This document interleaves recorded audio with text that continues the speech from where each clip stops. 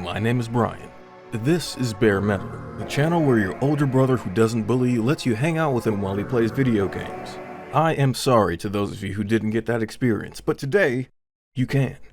Because we're going to be talking about games by modern devs that nail the grungy, hand-me-down, low-poly look. That's right, I spent a lot of time playing through a whole showcase worth of games that I could have almost gaslit you into thinking were playable on the PS2, N64, or Sega Dreamcast.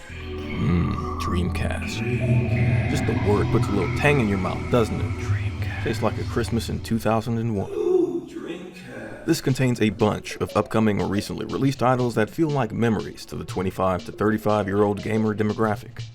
There is some more variety on this list than the usual dark fantasy roundups that I do, but there's something here for everyone. A spooky psychedelic assassin RPG, a fast-paced bullet hell mech game, and some good old-fashioned survival horror, and a whole lot more. I won't have a lot to say about some of these just because they're so early on in development, but I think that's fair considering how much talking you've gotten out of me lately with the minimalist video and the barf meta video. Finally, this is not intended to be an exhaustive list, and I'm sure some of you also have a few other games that could fit here, but since I didn't find those, you'll just have to leave them in the comments below, or over on Blue Sky where I'm more likely to see them. Alright, let's get into it.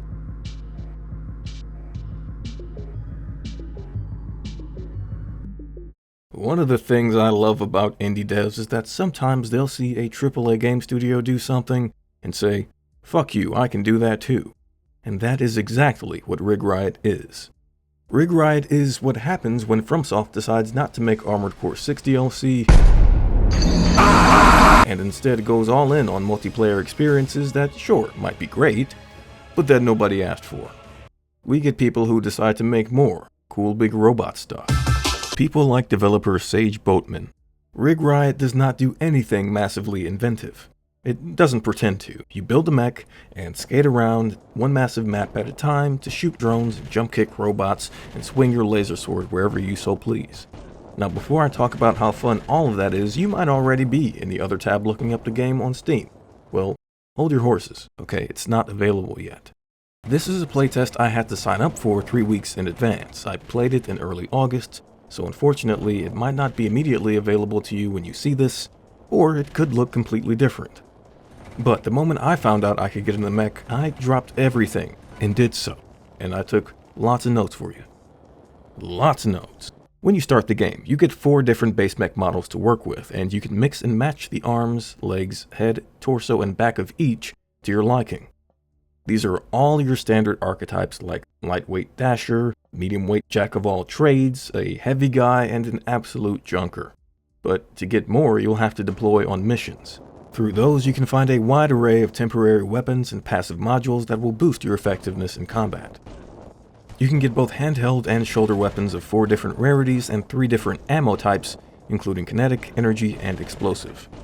That will help you get through each level, but to do so you'll have to boost around this giant map to beacons that represent various objectives, or alternatively, kill enemies and acquire encryption tokens to unlock chests scattered around the world.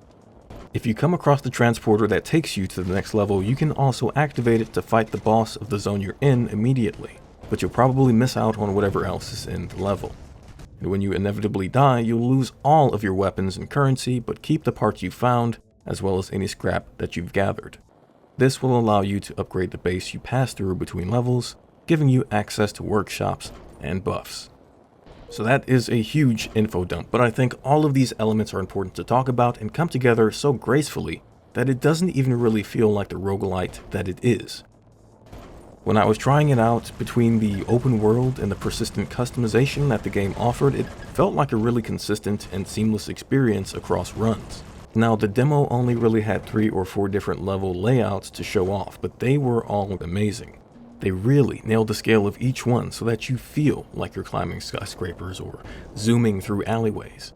I hope if nothing else, they invest a lot of time in building more levels like this out and giving you stuff to explore. The one thing I will criticize this game about is that it definitely felt like it needed a difficulty balance, at least at the time that I played it. It operates on a difficulty multiplier that increases by 1 or 2 decimal points every few seconds. And while that might not sound like a lot, even with a well-armored build, The combat goes from being a virtual cakewalk at the start of any given run to being absolutely unplayable in the span of time between 2 or 3 bosses. This could change. It was just a playtest after all, and they closed it in mid-August, presumably to make some small tweaks.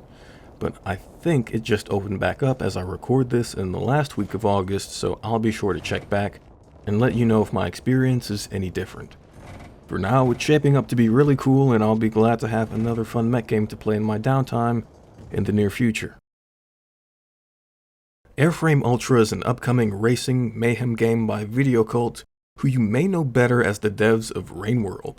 And Rainworld seems to have been their first and only IP, which makes Airframe Ultra feel kind of like a sucker punch to the back of the head.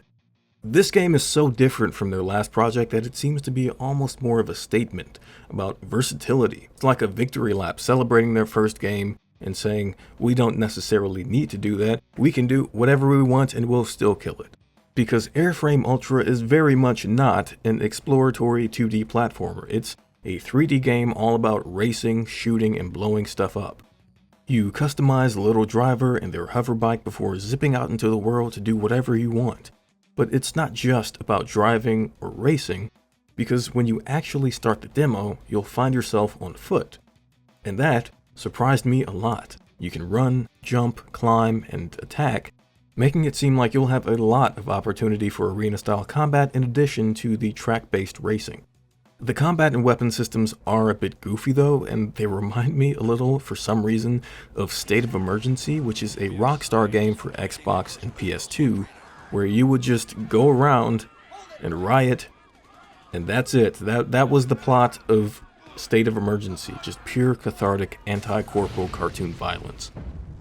Airframe Ultra feels very much like a child of that zany early Rockstar era when it's not being a racing game. It's chucking cherry bombs and Molotovs into an abandoned skate park, then hopping on your hoverbike while you swing a chain like Evil Betty, or fire off a minigun. It's setting itself up to be a goofy arena combat experience, and that is really cool to me. I love it. There are so many unique weapons here already, and each one feels really satisfying to use in its own way. Now, I will say, I can already see multiplayer being a toxic mess in this game, but this is clearly a world that needs people in it, and I'm accepting now that there's just no way around that. I don't have insight on what multiplayer looks or feels like, unfortunately, and I discovered this game right after they wrapped up their third closed beta, so I just missed out on the madness. But the devs and their publisher Akupara Games did a live stream of that session, and it looks like they had a lot of fun. I'll put a link to that in the description, and I'll probably return to this game once it fully releases, just to get a sense of how everything is actually playing out. But just as a demo where you play one little dude in a sprawling skate park, I feel like there's so much potential. I can't wait to see what actually happens with it, and they're definitely on track to making that an amazing experience. I don't have much else to say about this one, it's just been on my radar, so I took a look at it and decided to include it here.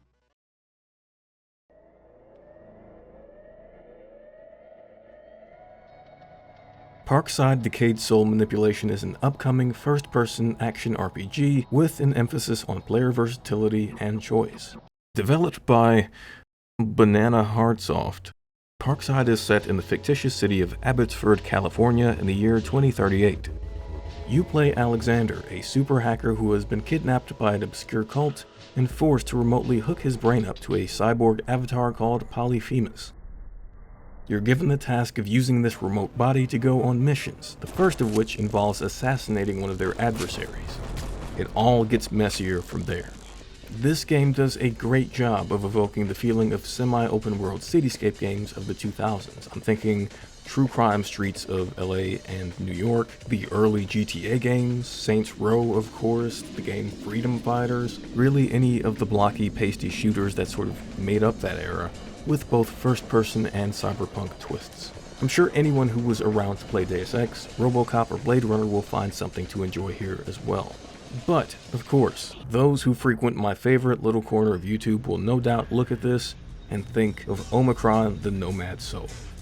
You're not the first video game player to get your soul trapped in this dimension, but you're certainly the first to stay alive so long. On top of the cyberpunk aesthetics, you get this really funky occult flair, implying that something supernatural and unbridled is going on right beneath the oppressive, technocratic bullshit happening all around you. For instance, at one point you go to a crusty-ass dive bar to meet a secret government contact, then weave your way through the dance floor to drink divine elixirs to anchor your soul to this moment for later rebirth. And then you go to a computer store and hack into the owner's safe to steal a datapad that you can trade for info on how to break into the National Archives. A plot that you can easily believe and make sense of, and as you try to, there seems to be so much opportunity for exploration and just general chaotic fun that it's hard to look at this as anything but a big sandbox for all of your ideas. It's also a lot richer in a way that those games just didn't have the corresponding hardware to be. With tons of interiors to explore and a lot of background characters and assets moving around, this game makes it possible for you to have fun the way that you want to, whether you are a committed stealth player or somebody who just wants to shoot stuff and blow things up, rather than prescribing any kind of rules or regulations around your experience. Now, of course, you have to look past an ugly game to get to that. All you need to do is look for 5 seconds at this Y2K fever dream, and you will know what I mean when I say that this game belongs in a different time.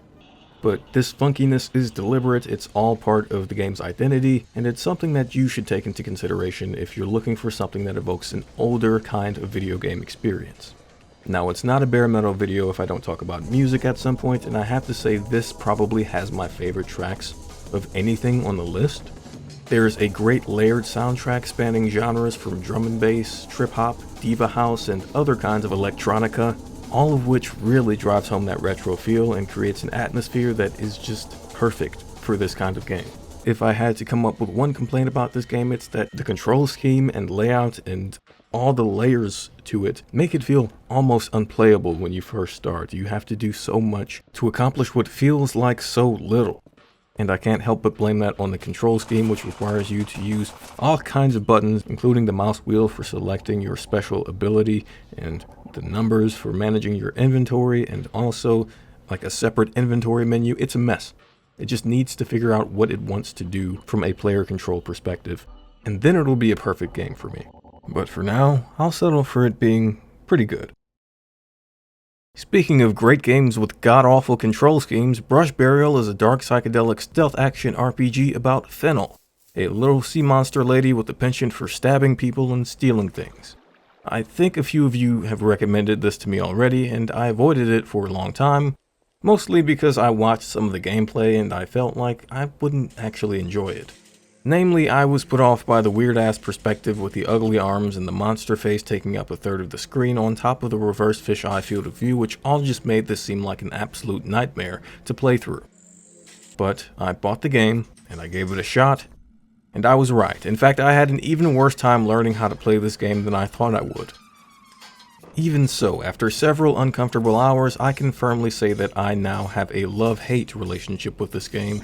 So let's start with all of the things that I love to hate. There is no controller support for this, and I nearly uninstalled it after trying to make sense of the ridiculous keyboard layout. At times, it asks you to push the WASD keys, Q or E, the control button, and the spacebar, all at the same time. To illustrate why this is unpleasant, please take a moment and, without breaking any bones in your left hand, try to tie the pinky and index fingers in a knot and penetrate the resulting hole with your ring finger. Penetrate smoothly, in and out, in and out. Can you do that? No? Good luck playing this game, because you'll also need to coordinate these movements with precision right mouse button clicks, which allow you to climb with your gribby-grabby sea monster tail. When you're not climbing, you'll also need to pick things up with this grippy grabber. You have a number keys based inventory management system, and I cannot even describe to you how annoying it is, requiring you to put each item away in an empty slot before switching to the next one like a 1980s point and click adventure. Even thinking about this game makes me breathe hard. I was breathing hard for the first hour. I was just sitting there breathing all angry. Just sitting there. But I eventually got over myself. Once you get past it being hard to look at and even harder to control, Brush Burial is a really charming game. There are so many memorable personalities and moments, so many secrets to find and approaches you can take to solve any given problem. It really does feel more like an open world sandbox, much like Parkside, than it does like a linear RPG. The dialogue that takes you through this world feels both surreal and flows so naturally that it's almost like real people are talking to you and saying absurd things that a normal human brain exposed to the ridiculousness of our world would actually come up with. The game refuses to take itself seriously, and the writing has made me laugh more than anything else I've played recently.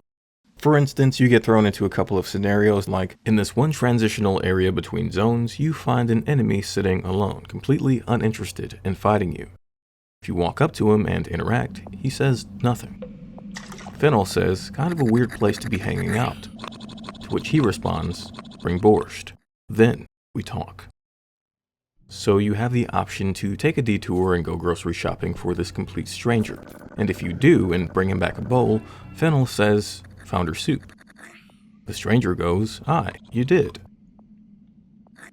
You said if I brought you soup, then we could talk. Okay.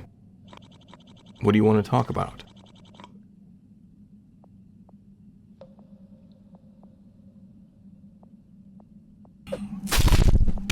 There was also one moment when I was just trying as hard as I could to unlock a door, and I was examining all of the keys I had, and the protagonist just goes, well, I'm going to unlock the shit out of a door with this, and I just... What am I even playing? With such a fun personality, I could not mention this game no matter how much all of the other parts of it irked me. It all really boils down to preference anyway, and I think there's someone out there who will appreciate the visuals and the controls in a way that I just didn't.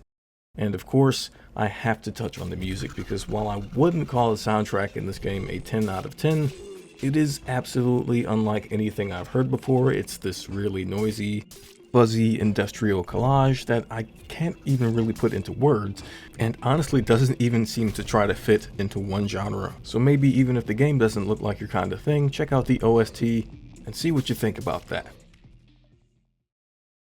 Here's some real red meat for the dark fantasy nerds. Prison of Husks is the last demo on today's list, and it is very similar to Dark Souls. It's openly inspired by Demon Souls and DS1, and you know, it's pretty much Dark Souls 1, down to starting off behind bars and having to fight your way out of a prison. But instead of a zombified world, the lifelessness in this game is less organic and instead all about porcelain, paint, and ribbons. It takes place in the Lithos Plateau, an afterlife realm where our protagonist's soul has been placed in a doll-like porcelain body. It seems to be her goal to reunite with her lover, but we don't know where that is or what getting to them entails. If you know what Dark Souls 1 is, you know what this game is, fundamentally. But it has some interesting mechanics and encounters in its own right, and I feel like they did take some liberties with the creepy porcelain doll aesthetic that I haven't seen done outside of survival horror games before. It's very much mannequins in Scary Movie vibes.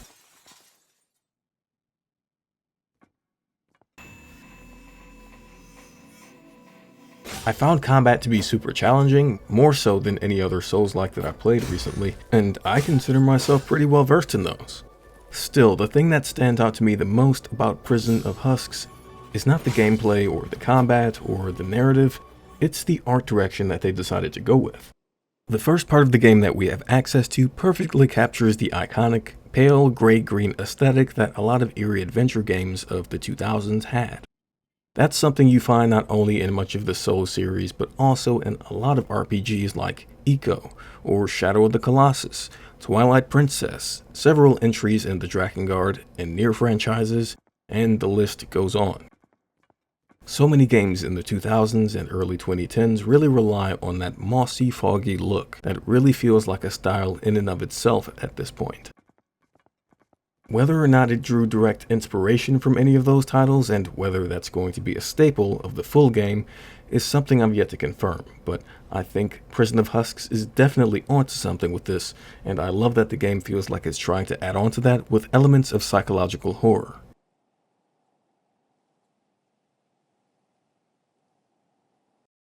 On to the big title of the day.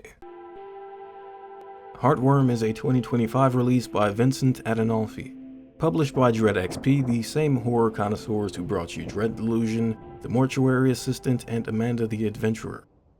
If there's one thing you've heard of in this video, it's probably this, not only because of Dread XP's track record of pumping out and marketing viral horror sensations, but also because Heartworm is just good, inspired survival horror in its own right, and that is something that is always in demand. Now, people have been heaping praise onto this game, and it is awesome, but I'm not going to sugarcoat it or try to make any grandiose statements about what a wonderful work of art this is. This is exactly what it looks like. It is Resident Evil, it is Fatal Frame, it is Silent Hill. Deadly Premonition, Rule of Rose, it wants very desperately to be all of those things, down to the goddamn lying-ass 1998 copyright disclaimer in the start menu. And it does a really good job of weaving in and out of all of those identities as it needs to immerse you. As a love letter to survival horror classics, Heartworm is brilliant. Mechanically, it is everything you could want out of a survival horror experience, from the toggleable tank controls to the dynamic aiming system. And while you get to flex those muscles and relive the glory days of exploring Alchemilia Hospital, Heartworm puts you into the boots of a protagonist by the name of Sam. And Sam is many things, but the game mostly wants you to know that Sam is a 90s goth tomboy photographer conspiracy theorist who does urban exploration for the express purpose of finding a gateway to hell. Holy shit. That may be enough for you, but if you want to know more about who Sam is, you'll have to put at least 15 hours into the game. This will earn you 5 more fun facts, including that she has a grandfather, plays chess, and enjoys possums. I will reserve for you the joy of discovering the other 2. On your journey to fully understand who she is, you get to travel through all of the iconic horror locations like Hospital. There are a million reasons to hate hospitals. Subway. Blood and rust-covered hellscape. Baseball. Work. At least 3 bathrooms. Cave. And scariest of all, outside. My grandfather used to take me hiking here as a kid. You do many puzzles. You light the candles. You start the generator. You play the piano. You push the boxes, all while avoiding doppelgangers made of static, headless frogmen, rabid dogs that are also thorn bushes, and mannequins. The team behind this game wanted to make an homage to the classics, and they did a great job. But beyond this, Heartworm is not much else. And that isn't necessarily a bad thing, but one of the things that might frustrate a Silent Hill fan or Resident Evil lore hawk about this game is that Heartworm spends so much time and effort trying to recreate the feeling of 90s survival horror classics that it doesn't really develop an identity for itself until the very end of the game. The first time I completed it, I thought, you know, that story didn't feel very deep or meaningful, but I did play through this blind. I obviously made some mistakes, and there were some things that I might have missed that would help me understand everything better. So I went back. I beat the game in under 2 hours, got the second ending, and replayed a third time to get all of the collectibles I needed for the final secret ending. And when my 20-hour excursion was over, I said, I am over here trying to read tea leaves in an empty-ass cup. There is nothing here. All 3 endings feel kind of thrown together with open-ended dialogue that doesn't mean much, and you have to do a lot of projecting and assuming to make anything out of them. It spends absolutely no time on itself, and that is okay, because they still made something cool. It doesn't require a complicated story to be enjoyable, and you don't need some kind of long-winded breakdown of every esoteric item description, because anything it bothers to say is said in plain language. There's a really great interview with Adinolfi and the cinematic director for the game about their inspirations and the artistic direction they took with it. They explain that this game was born out of a passion project and is meant to be more of a work of art that you feel, rather than anything that needs to be told to you. They also mention how it's not meant to compete with older horror media as much as it is to say thank you to it all. You can find that on the channel Explodist Media, which, just as an aside, has also done videos with devs of other games like Shovel Knight Dig and Mouthwashing. So probably worth checking out if you're a fan of indie games. The last thing I'll say about this is that it features a few lines of voice acting from Susie Hunter, who is a great source of truth on any and all things survival horror. But you did it. You made it here. I'm glad. Sam, it's time. That probably won't come as a huge shock to people who watch her content, since she already voiced a character in Cyberpunk, but I did a double take when the credits started rolling and hers was one of only 2 names listed as voice actors. It's super cool that the survival horror genre has such a tight-knit community and fan base, and I hope Adinolfi keeps tapping into that with future projects, and I look forward to seeing what those turn out to be. That concludes today's roundup of indie games. I had a lot of fun with these this month, and there are some titles I didn't mention here, including a ton of other survival horror games centered around PS1 style graphics, and I will check those out when I can, but in the meantime, let me know what this list is missing otherwise, and what you've been into lately. And if you're on the lookout for other indie games that try to do more with less, check out my last roundup on Dark Minimalist RPGs. Thank you for hanging out. I'll see you in the next one. Just the word puts a little tang in your mouth, doesn't it? Ooh, Dreamcast.